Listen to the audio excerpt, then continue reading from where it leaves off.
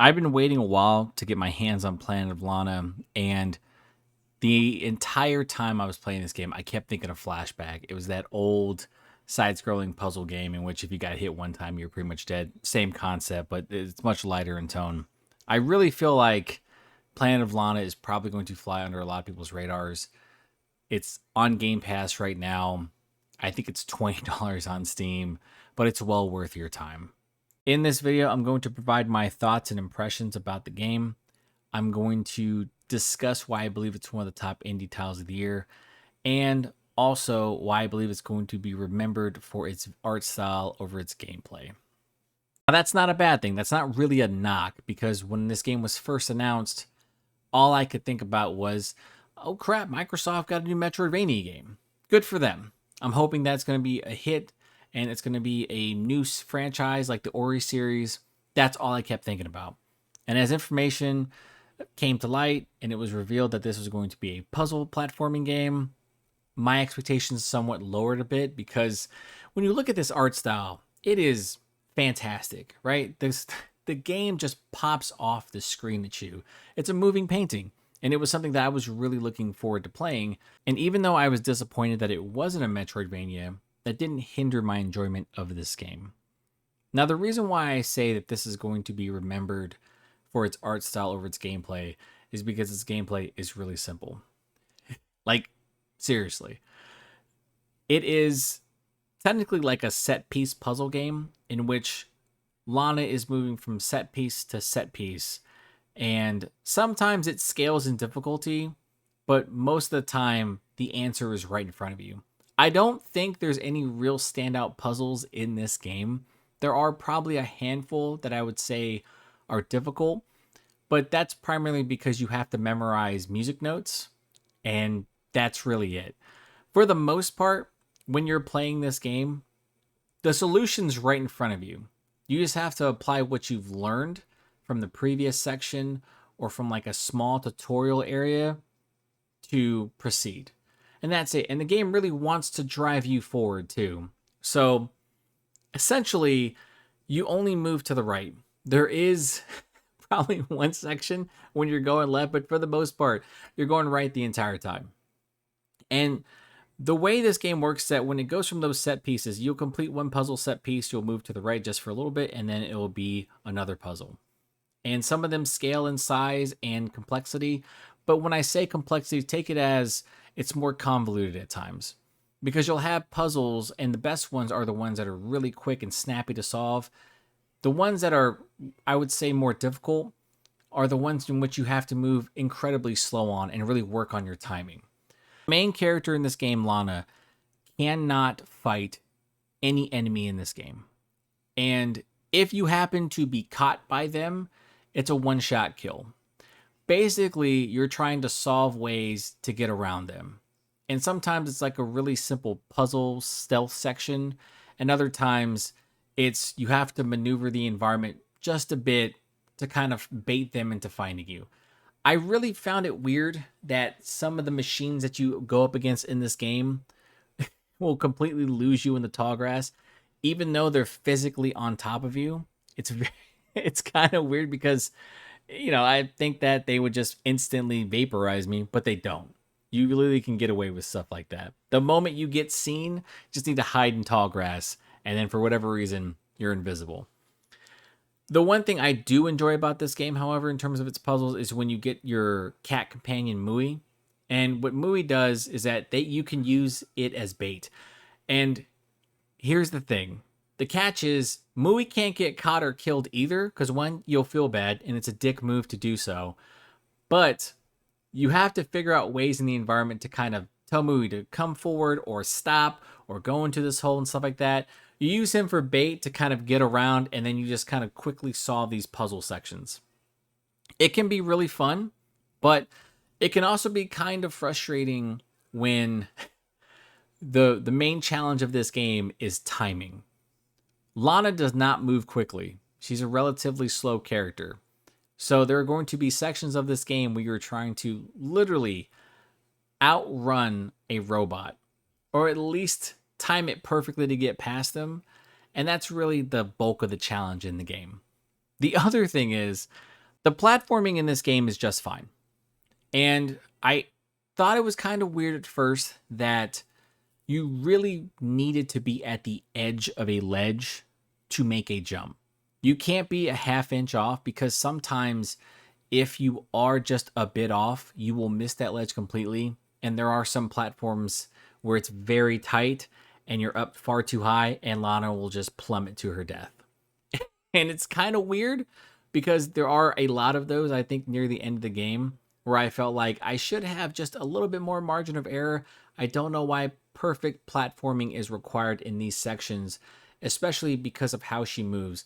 There's a lot of weight to Lana. It is very physics based, so she can be pretty heavy while she makes her jumps. But all I'm saying is, if I'm climbing a rope and I make that goofy, like, jumping animation, which happens a lot in this game, in which Lana will just, like, perfectly lunge out, there's no reason why I can't have just a bit more margin of error when it comes to these platforming sections that require precise timing. There are certain sections, though, that I think will surprise a lot of people because it goes from a casual puzzle platforming game to this QTE action adventure game. And it kind of comes out of nowhere. You're not really prepared for it. You see the icons appear on the screen, and because it really feels like you're watching a cutscene. That's how good the game looks in motion sometimes. And I'm sitting there going, I have to tap the button. Holy shit, I'm going to get killed.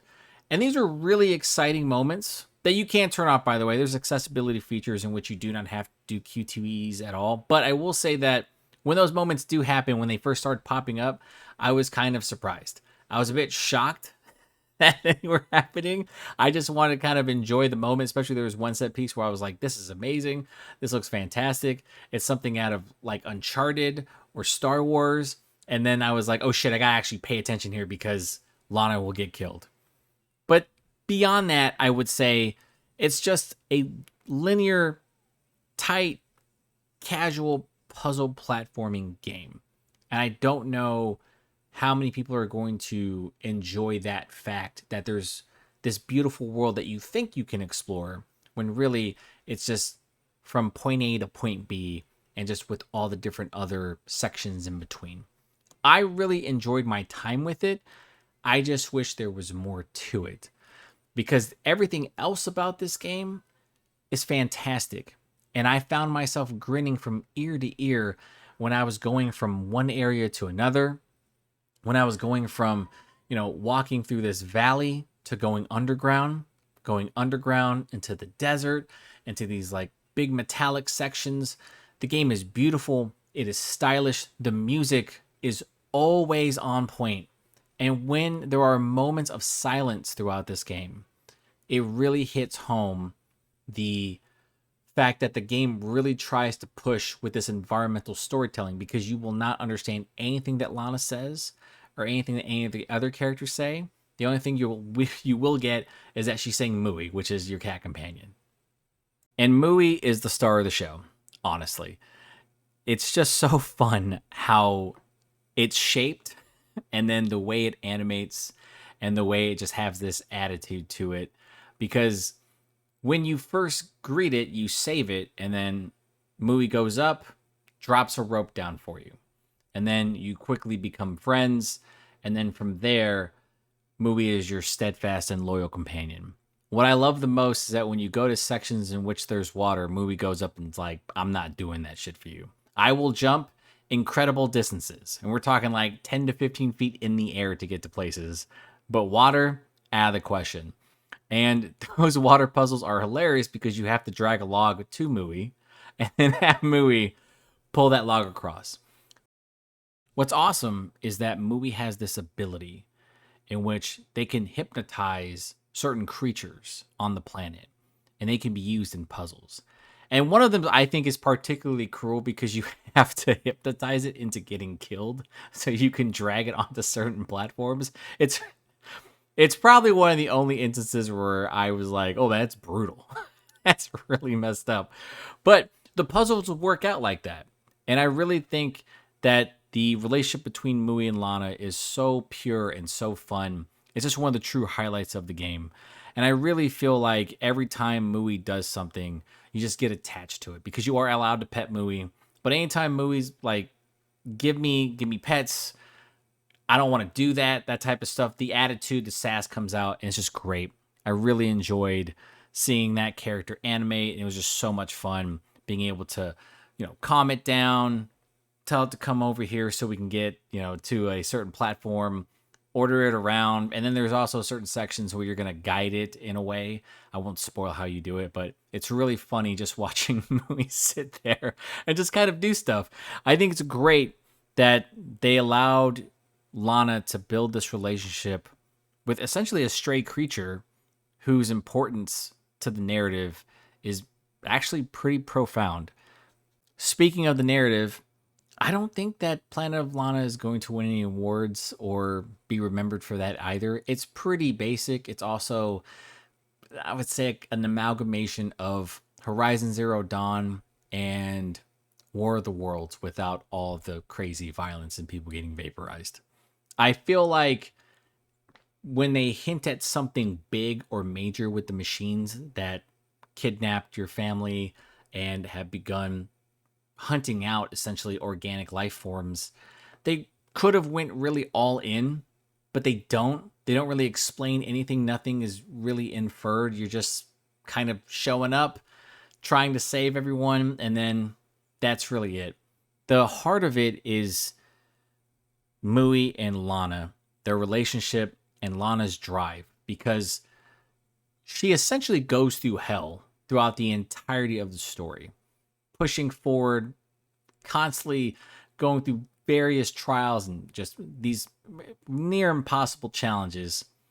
And she never stops trying. And everywhere she goes, she's always yelling out for her sister, looking for people, but she's always just a bit behind or just too late. But I never felt at any point in time that the narrative really captured me. And I guess you could dock a point if you want to. But I always feel like they were on the verge of telling you something very important, but the execution of it just kind of misses. Because there's a lot of mystery revolving the machines. It's crazy when you see the machines and the way they interact with certain creatures on the planet, and you're just like, what are they doing? What's going on here? Why are they doing this? Is it, are we being composted like, at World's End? Are they being subjugated? Something. None of that really gets answered. Because by the time you get to those answers, the game just kind of ends, and it's, it is what it is. I really wish they kind of pushed more onto the narrative just a little bit and kind of dug into the mysteries. I really feel they were on the precipice at one point, but instead of barreling toward that, you just go back to chasing leads and going right. It's, like I said, nothing to write home about. It's serviceable. I didn't find it to be particularly compelling. I was more interested in seeing how Lana keeps that drive going, even in the face of all of this adversity. With that being said, I still firmly believe that Planet of Lana is going to be in the running for one of the best indies of the year because it's just solid all around. It's got high quality production values.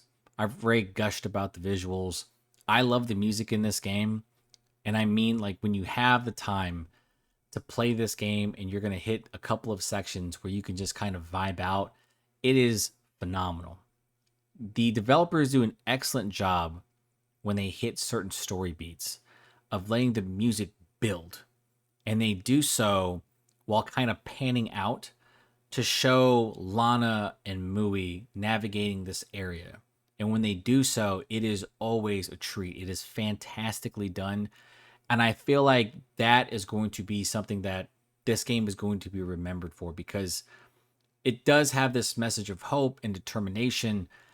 Even though there are no words spoken, you really feel like Lana is putting her all in to ensure that she can at least save someone from her village and even her sister. I really love that. I think that this game does a really good job with its music of kind of getting these emotional beats out of you, especially because there are some scenes where I feel it's going to hit you really hard, and they're kind of unexpected. But I think that Planet of Lana is one of those indie titles that at the end of the year is going to be right up there with Dredge and Bramble. I don't know if it's going to win, but If this game isn't up for best visual art or best graphics, I'll be stunned. This game is a looker. It is pretty much almost instantly a background for somebody once you just kind of stop and look just for a second. It's one of those games I think just sticks with you. I don't know what other games Wishfully Studios has worked on, but if this is their freshman project, they knocked it out of the park. And I cannot wait for their follow up. I just hope that they just take a stab at a Metroidvania. If they keep it to a puzzle platformer, though, I'm hoping that they dig a little bit in terms of making more complex puzzles. I hope that they push a little bit harder in regards to the narrative aspects of it. Don't just tease it. Don't just give us small little references here and there. Give us something substantial. Give us one of these big aha moments, because I think that was one of the things that was really lacking in this game. Otherwise than that, music, visuals, knocked it out of the park. The relationship between Lana and Mui, crushed it.